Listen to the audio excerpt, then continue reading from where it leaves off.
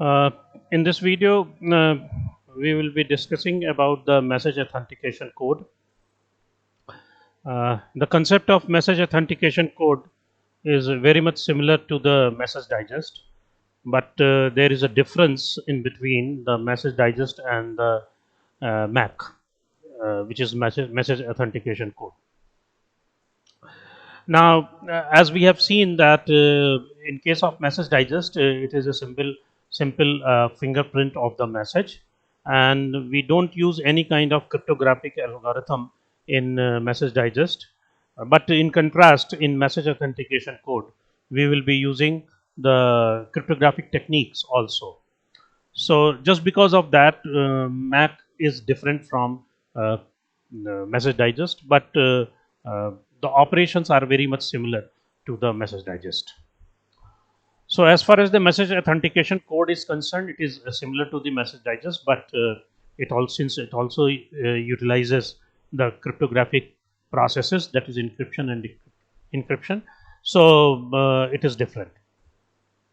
And since it is using encryption process, so there must be a shared secret key which has to be shared in between the sender and the receiver. So if two users want to use uh, Mac for the security purpose, then they must have the shared secret key which has to be shared in between these two users. Because since in the symmetric cryptography, of course, we have uh, different aspects of the symmetric cryptography, and the first aspect is sharing of the symmetric key is very difficult, very cumbersome process is being adopted. So the same problem remains with the message authentication code, because it is also using the shared secret key. Now, this is the concept which is given by the message authentication code, that whenever there is a sender and a receiver, and whenever the sender wants to send any information in the form of a message to the receiver, first of all, it tries to calculate the MAC value of the message by applying shared secret key. And once it finds that MAC value, which is being represented here by H1, that is the hash value, which is actually the MAC value, along with this message and MAC which has been created just by applying an encryption algorithm along with the key K, which is the shared between sender and the receiver.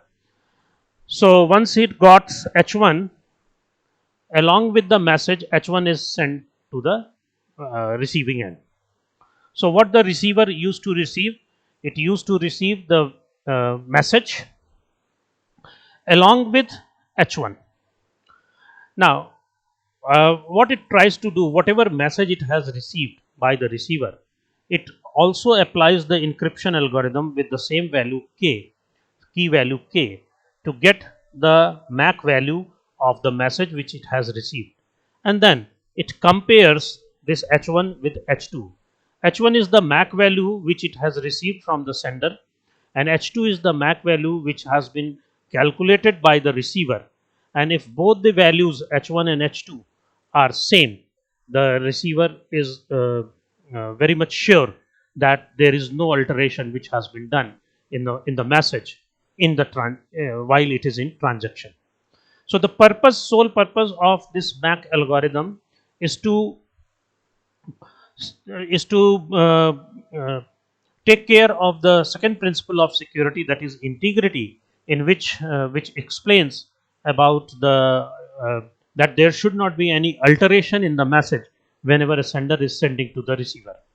So in case of Mac, along with the message, means the original message in the plain text form, first it sender calculates the MAC value, and along with the message, this MAC value is sent. It is being received by the receiver. Once it receives the message, it calculates the MAC value, and then the MAC value which it has calculated is compared with the MAC value which it has received. If both are same, it's good. So as far as the significance of this MAC, that is message authentication code, is concerned, the receiver is very much sure that the message has come from the sender. So there is no need of authentication. Why? Because the once this H1 is going to match with the H2, and since H1 has been created with the key K, and this key K is also shared with the receiver, so the receiver will be knowing that this message indeed has come from the sender, because it is the sender and the receiver who knows this key K. So the significance of this map, besides the message digest, is very much different, because in the case of message digest, the sender is receiver is not able to sure himself or herself that whether the message has come from the legitimate sender or somebody else has created that.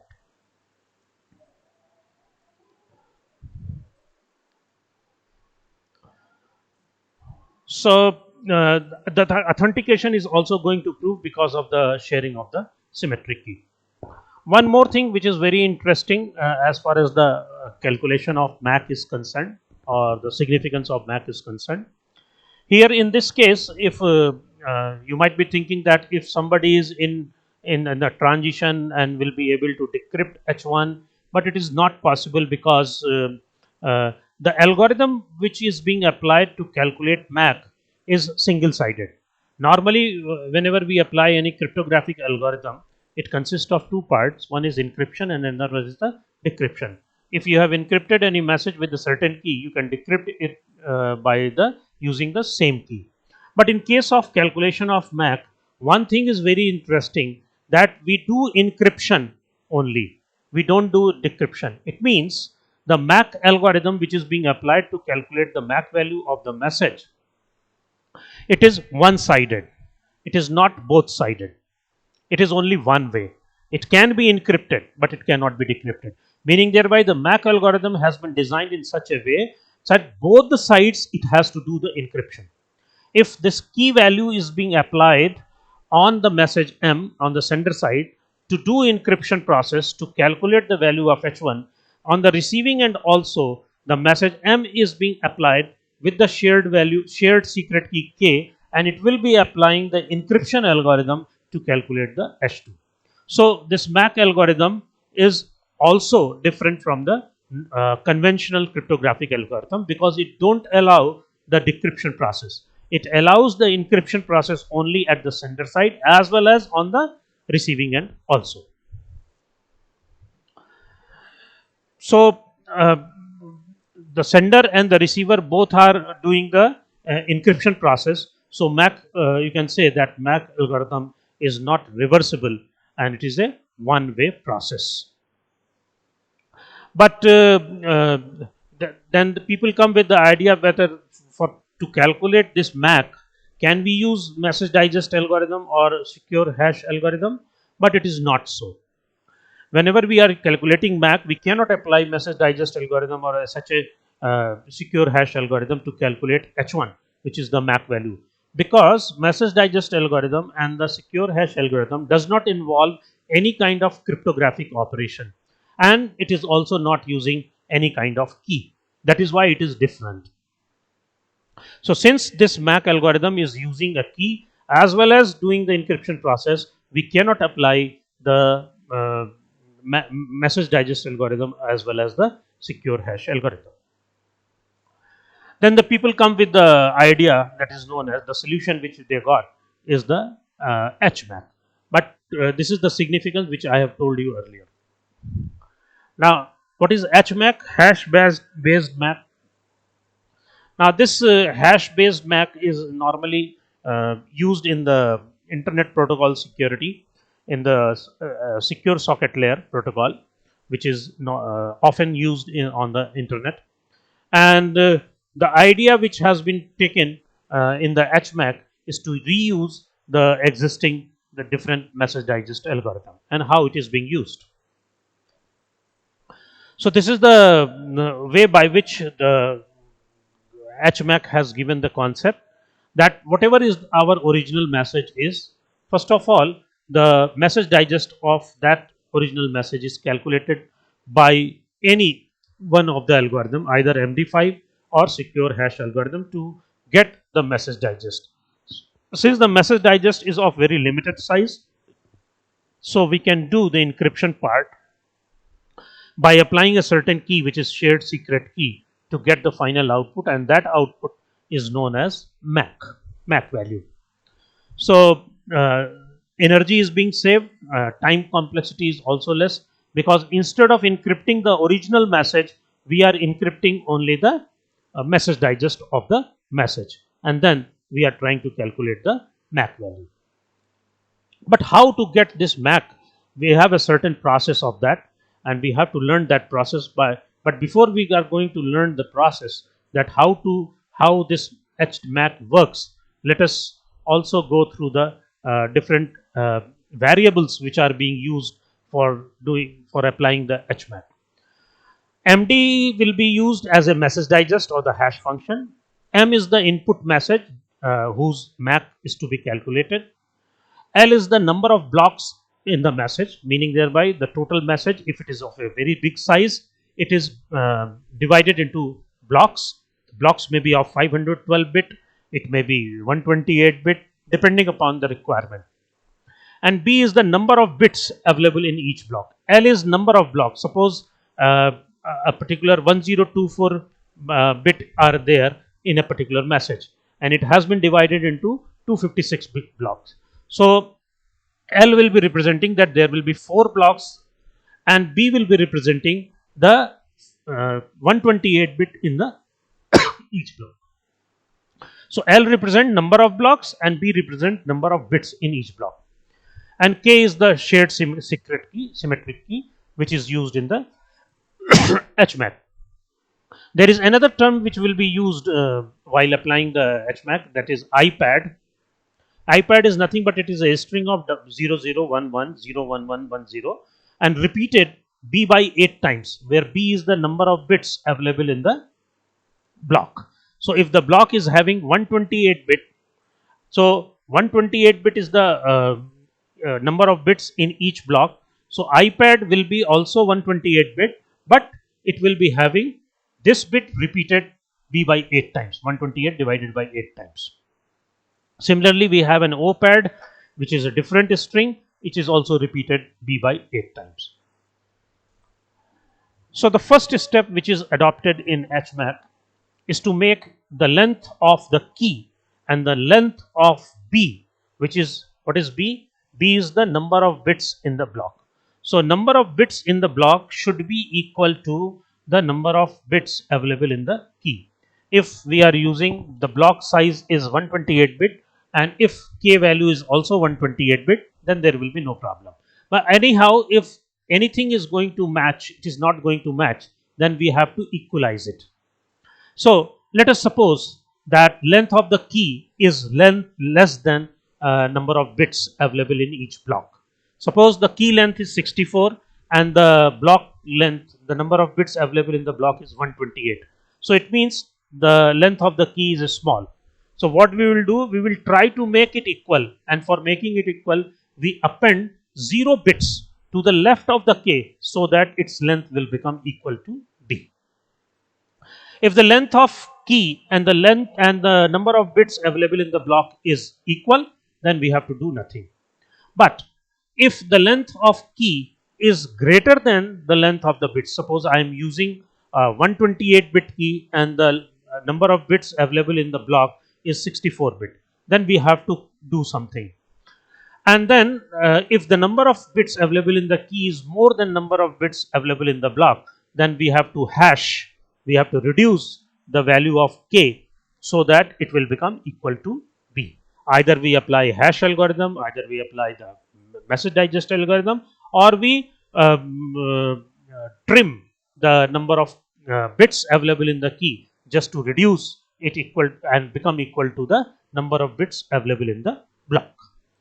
So this first step is to make the length of the key equal to the length of or the number of bits available in the block. This is step number 2. In this step number 2, the value of key, whether when it is after the step number 1, when it becomes equal to number of bits available in the block, we add this key, XOR the value of this key with the IPAD value.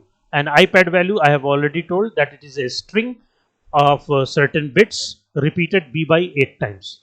So by this, since number of bits available in K and number of bits available in IPAD will be equal, so we are going to XOR it to get the value of S1. Now the step number 3 says once you got the S1, why not to append the original message with the value S1 so that the message will become S1 as well as the original message. And then step number 4 says this S1, which is when it is added on the left hand side of the original message, then we apply message digest algorithm to get the hash value of S1 plus the original message. This is step number 4. Then step number 5 says whatever is the key value, it is XORed with the OPAD value, number of bits available in K, and the number of bits available in OPAD will also be same. And then we are trying to calculate new value, that is S2. So K and IPAD is XORed to get S1, and here in the step number 5, K and OPAD is XORed with XORed together to get the value of S2. And once we get S2, S2 is appended with the hash value which we have calculated in the step number 4. So S2 is added with H so that it will become S2H. And this S2H in combination, again we apply the message digest algorithm, and whatever value we will be getting, that is known as MAC value. So this is the complete operation. First of all, whatever is the key, it is transformed, and so that number of bits available in the key will become equal to the number of bits available in the block. And then this key K is XORed with IPAD to get S1. Once we got S1, it is appending the original message, and then we apply message digest algorithm to calculate H, and this H is appended with S2, which is obtained with the XOR operation done in between the transformed key and the OPAD. So we get S2, and this S2 is appended with H, and again we apply the message digest algorithm to get the HMAC. So this is called hash based message authentication code. Now as we have seen that this algorithm works very beautifully and there is no problem at all as far as the complexity is concerned. HMAC is very simple in operation and nothing is there. So it appears that the MAC which is being produced by the HMAC algorithm, it fulfills all the requirements of the security as far as the security is concerned. Basically the security in terms of digital signature is concerned. But as far as the logical perspective is concerned, since we are calculating the message digest from the original message and then it is being encrypted by a symmetric key, so and the symmetric key has to be shared in between the sender and the receiver. So whatever problem which is encountered with the symmetric key cryptography is also the problem which is associated with the HMAC. So that is why it has certain disadvantages also. Of course it works well, but it has certain disadvantages, and the first disadvantage is the problem of the key distribution. So what is the meaning of problem of key distribution? Since HMAC algorithm is using the encryption process, and encryption process can be obtained with the help of the key, and key should be shared in between the sender and the receiver.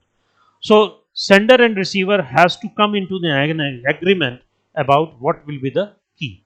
So whatever is the problem which is associated with the key distribution or the sharing of the key, as you have seen in the previous lectures, then the problem which is associated with the symmetric key cryptography also lies with the problem of the calculation of HMAC.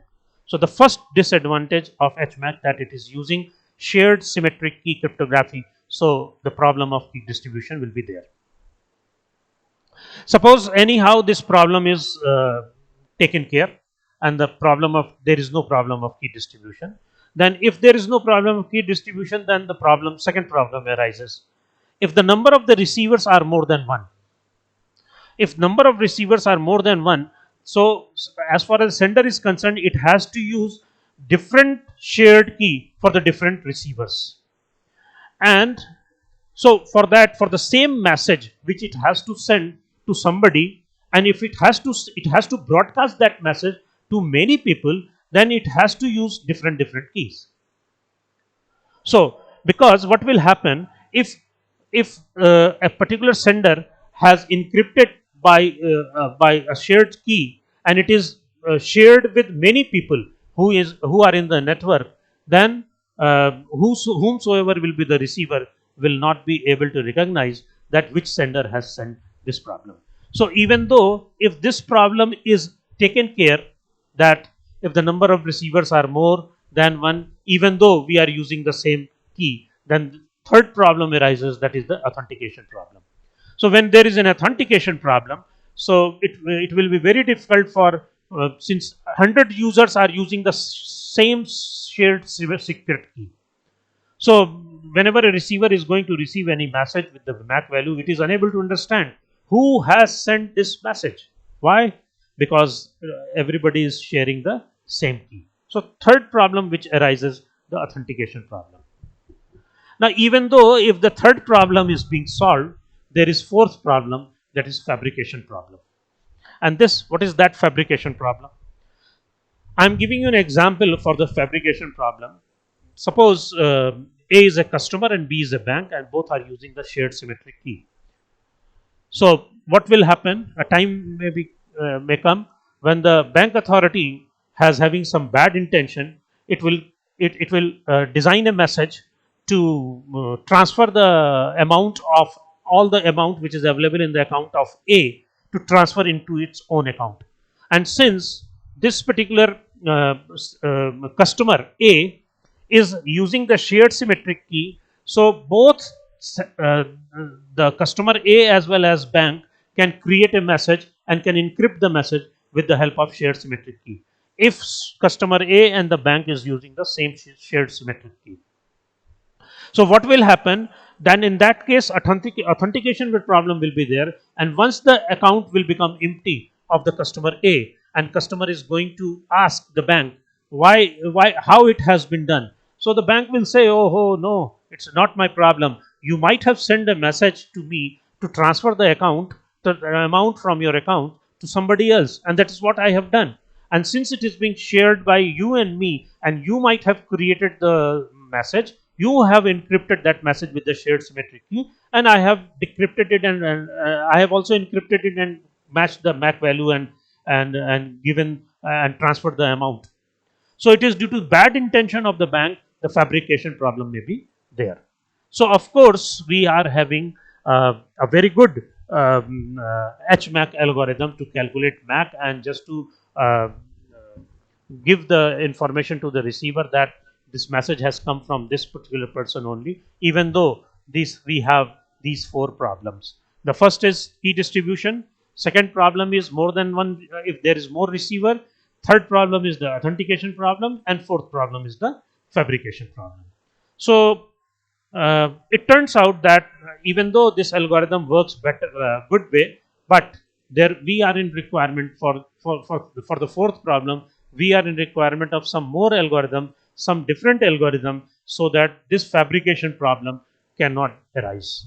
And then people come with the idea of the digital signature. So how it works?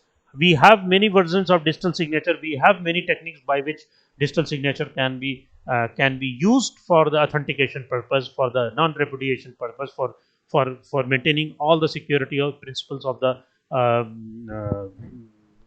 all the principles of the security. But let us discuss common in general what is digital signature algorithm.